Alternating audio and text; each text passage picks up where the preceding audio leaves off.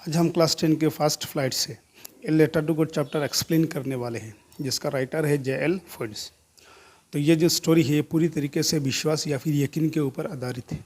जैसे कि स्टार्टिंग पर लिखा हुआ है, देयर से फेथ कैन मूव माउंटेन्स। तो विश्वास के साथ कोई भी कठिन काम किया जा सकता है।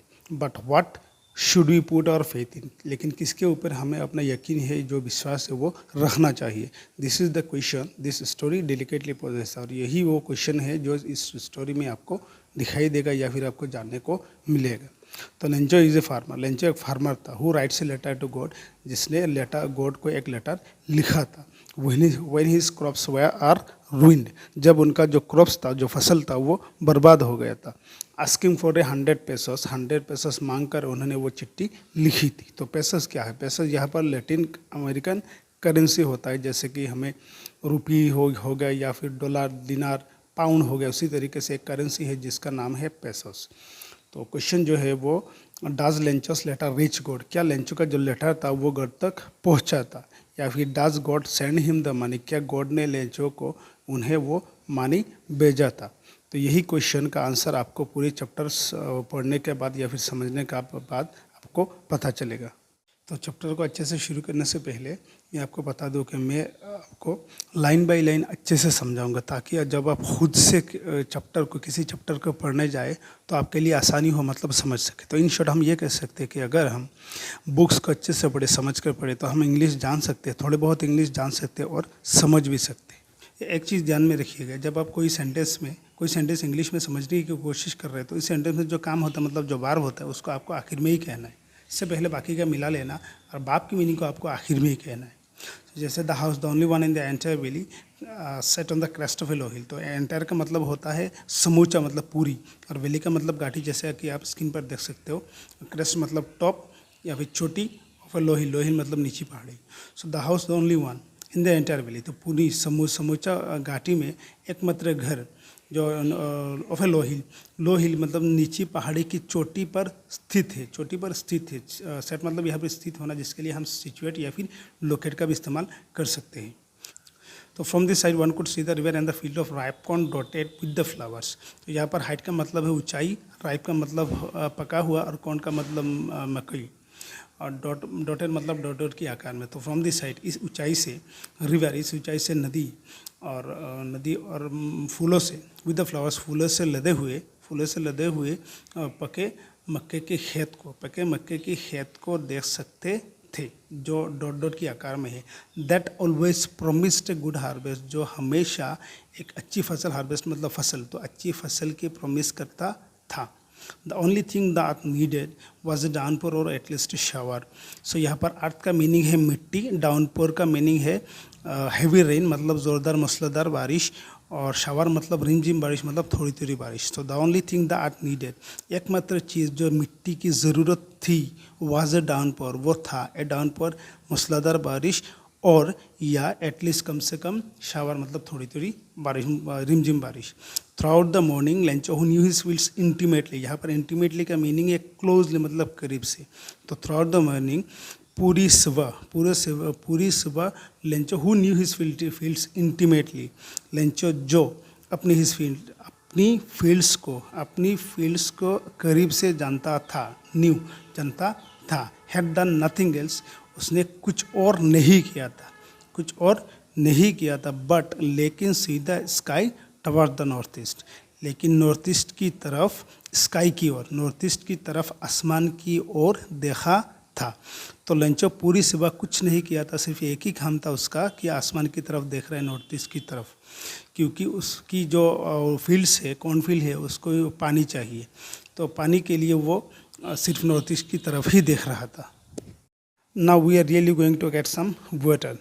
तो अब हमें सचमुच में कुछ पानी मिलने वाला है। तो यहाँ पर जो गोइंग टू का इस्तेमाल किया गया है, इसको ऐसे हम इस्तेमाल करते हैं, जैसे कि अगर आप कोई काम करने वाले हो तो ऐसे में हम गोइंग टू इसका इस्तेमाल कर सकते हैं। जैसे कि मैं एक गाड़ी लेने वाला हूँ, so I am going to buy a car. वो अपने गाँव को छोड़ने वाला है, he is going to leave his village. तो ऐसे में हम गोइंग टू का इस्तेमाल करते हैं। तो यहाँ पर लेंचो ने अपनी वाइफ को क्या बोला था कि अब हमें सचमुच कुछ पानी मिलने वाला है। द वुमेन, तो वो महिला, हु वॉज प्रिपेयरिंग सपर, जो सपर मतलब खाना तैयार कर रही थी, वॉज प्रिपेयरिंग खाना तैयार कर रही थी, रिप्लाइड, उसने रिप्लाइड करा था। तो क्या बोल के रिप्लाइड करा था? येस गॉड विलिंग, हाँ गॉड की इच्छा से। The older boys way working in the field, तो बड़े जो लड़के थे वो फील्ड में काम कर रहे थे। वाइल, जबकि द स्मॉलर वंस, छोटे लड़के, they are playing near the house, near the house घर के पास खेल रहे थे। Until the women call to them all, जब तक महिला ने इन सबको बुला ना लिया हो। तो क्या बोल के बुलाया था? कम फॉर डिनर, मतलब खाने के लिए आ जाओ। तो it was during the meal, तो ड्यूरिंग मतलब दौरान, तो it was during the meal, खाने की दौरान। जस्ट एज लेंचो प्रेडिक्टेड, ठीक लेंचो ने जैसे प्रेडिक्ट करा था, जैसे प्रेडिक्शन करा था, मतलब प्रेडिक्ट मतलब अनुमान करना, भविष्यवाणी करना। तो लेंचो ने जिस तरीके से अनुमान करा था, भविष्यवाणी करी थी, बिग ड्रॉप्स ऑफ रेन, बड़े बड़े बारिश के बड़े बड़े बूंदे, बिगेन टू फॉल मतलब पड़ना शुरू हो गया। इन द नॉर्थ ईस्ट की तरफ, ह्यूज माउंटेन्स ऑफ क्लाउड्स, बड़े बड़े माउंटेन्स मतलब बादल के जो पहाड़ थे, बड़े बड़े बादलों के पहाड़, कुड बी सीन देखा जा सकता था।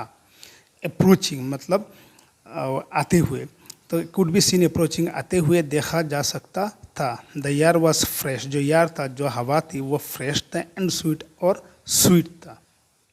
The man went out for no other reason than to have the pleasure of feeling the rain on his body. So वो आदमी अपने शरीर पर बारिश को महसूस करने के आनंद लेने के अलावा किसी और कारण से बाहर नहीं गया था। एंड व्हेन ही रिटर्न, जब वो लौट आया, ही एक्सक्लेम, तो उसने अपने इमोशन को एक्सप्रेस करा। तो जब आप कोई अपना सुख दुख या फिर कोई इमोशन एक्सप्रेस करते हो, ऐसे में आप एक्सप्लेन का इस्तेमाल करते हो। तो when he return he exclaim, जब वो लौट आया, ही एक्सक्लेम, तो उसने अबे अपना जो इमोशन है उसको एक्सप्रेस करा। तो क्या बोल के एक्सप्रेस करा? These are not rain drops falling from the sky, तो आसमान से गिरते हुए ये सभी रेन ड्रॉप्स मतलब बारिश के बूंदे नहीं है। दे आर न्यू कॉइन्स, ये सभी नए मुद्रे हैं, नए कॉइन्स हैं। The big drops are 10 cent, तो बड़े बड़े जो बूंदे हैं ये सभी 10 सेंट पीसेस से टुकड़े हैं। And the little ones are fives, छोटे भी जितने भी हैं ये सभी 5 सेंट पीसेस से। With a satisfied expression he regarded the field of ripe corn with its flower, तो संतुष्ट भाव से उन्होंने फूलों से लदे हुए पके मक्के की खेती की तरफ या फिर खेत की तरफ देखा। रिगार्डेड मतलब देखना, तो देखा। Draped in a curtain of rain, drape मतलब कवर, ड्रेप का मतलब कवर होता मतलब ढका हुआ। सो ड्रेप्ड ढका हुआ था। इन ए कार्टेन ऑफ रेन, कार्टेन का मतलब होता है पर्दा, जैसे कि हम दरवाज़ा या फिर खिड़की वगैरह में लगाते हैं तो उसको पर्दा बोलते हैं। यहाँ पर पर्दा, लेकिन वो जो खिड़की में लगे थे उसका पर्दा नहीं, बारिश के पर्दा के बारे में बात आती। मतलब जब बारिश होता है तब एक पर्दा की तरह, एक मतलब घूंघट की तरह हो जाता है। इसी बात को यहाँ पर बताया गया है। Draped in a curtain of rain, बारिश की पर्दा में ढका हुआ। But suddenly a strong wind began to blow, लेकिन अचानक एक बड़ा जो हवा था वो बिगेन टू ब्लो मतलब बहना शुरू हुआ। बड़ा एक हवा बहना शुरू हुआ। And along with the rain, और बारिश के साथ very large hailstone began to fall, बड़े बड़े जो हेल स्टोन मतलब ओले है बिगन टू फॉल, पड़ना शुरू हुआ। This truly did resemble new silver coins, ये सब सचमुच के सिल्वर कॉइन के समान है। तो यहाँ पर सिल्वर कॉइन बताया गया है हेल स्टोन्स को, जितने भी हेल स्टोन है उनको सिल्वर कॉइन की तरह बताया गया है। The boys exposing themselves to the rain ran out to collect the frozen pearl, तो वो लड़के अपने आप को रेन में मतलब बारिश में एक्सपोज करते हुए मतलब उजागर करते हुए रेन आउट डोर के बाहर गए। To collect the frozen pearls, कलेक्ट करने के लिए, एकत्रित करने के लिए। द फ्रोजन पैरल मतलब जमे हुए मोती, तो यहाँ पर पैरल मतलब मोती होता है, लेकिन यहाँ पर जो फ्रोजन पैरल यूज़ किया गया है हेल स्टोन को दर्शाने के लिए, मतलब कहने के लिए। तो फ्रोजन पैरल का मतलब अगर पूछा जाए तो उसका आंसर होगा हेल स्टोन। तो वो लड़के बारिश में अपने आप को उजागर करते हुए दौड़ के बाहर गए फ्रोजन पैरल मतलब जो जमे हुए मोती है उसका कलेक्ट करने के लिए। So it's really getting bad now, ये अब सचमुच खराब हो रहा है। एक्सक्लेम द मैन, वो आदमी ने एक्सक्लेम करा मतलब अपना जो इमोशन है उसको एक्सप्रेस करा। आई होप, मैं आशा करता हूँ, इट पासेस क्विकली, वो जल्दी पार हो जाए। It did not pass quickly, ये मतलब जल्दी पार नहीं हुआ था। डिड नॉट पास क्विकली, ये जल्दी पार नहीं हुआ था। For an hour the hail rain on the house, the garden, the hillside, the cornfield, on the whole valley. तो एक घंटा तक वो जो हेल थे, मतलब हेल स्टोन थे, वो गिरा था। तो यहाँ पर रेन मतलब बारिश के लिए नहीं, गिरने के लिए यूज़ किया गया है। जो हेल मतलब जो ओले गिरने के लिए। सो एक घंटा तक जो हेल थी, जो ओले थे, वो गिरता गया, मतलब गिर रहा था। ऑन द हाउस, घर के ऊपर, गार्डन के ऊपर, हिल साइड के ऊपर, द कॉर्नफील्ड मतलब मक्के के जो खेती है उसके ऊपर, और पूरी घाटी पर। द फील्ड वॉज वाइट, तो जो फील्ड था, खेत था, वो पूरी तरीके से वाइट हो गया था, as if covered with salt. लग रहा था जैसे सॉल्ट से, मतलब नमक से कवर किया हुआ हो, मतलब ढका हुआ हो। Not a leaf remain on the trees, एक भी पत्ता पेड़ पर नहीं रहा, बाकी नहीं रहा। रिमेन मतलब बाकी रहना, तो बाकी नहीं रहा। The corn was totally destroyed, जो मक्के थे वो मकई पूरी तरीके से बर्बाद हो गए थे।